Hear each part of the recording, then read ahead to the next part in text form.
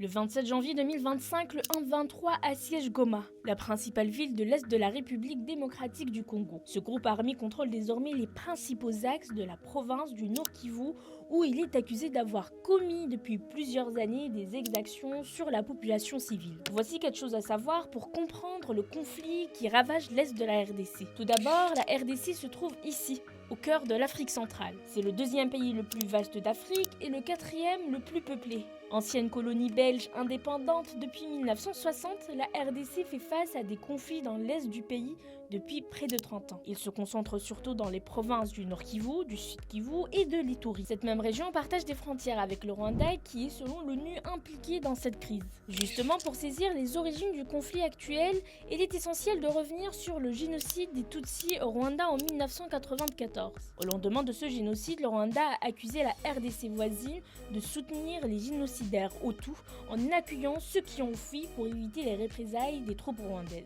Et c'est là que des groupes armés se sont formés. Parmi eux, les Forces démocratiques de libération du Rwanda, les FDLR, qui combattent le gouvernement rwandais depuis le sol congolais.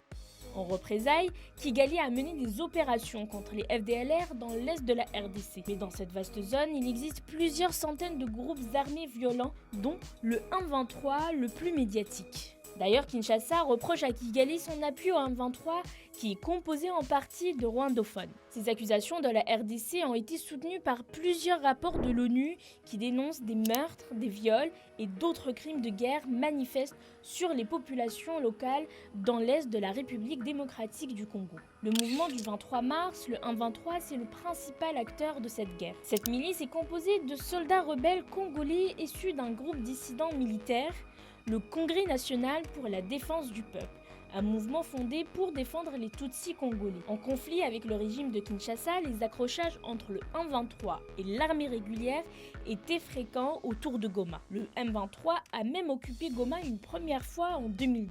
De nouveau active depuis 2021, la milice a reçu depuis un soutien militaire de l'armée rwandaise. On parle d'un effectif de 3000 à 4000 militaires déployés sur le sol congolais.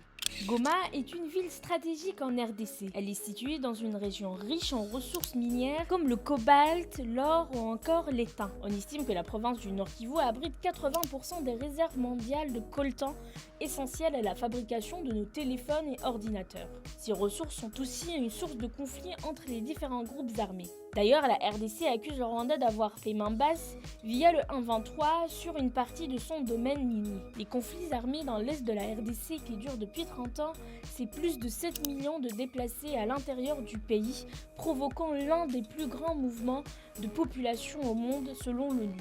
Et c'est aussi plus de 6 millions de morts en raison des combats, mais aussi de la famine et des maladies.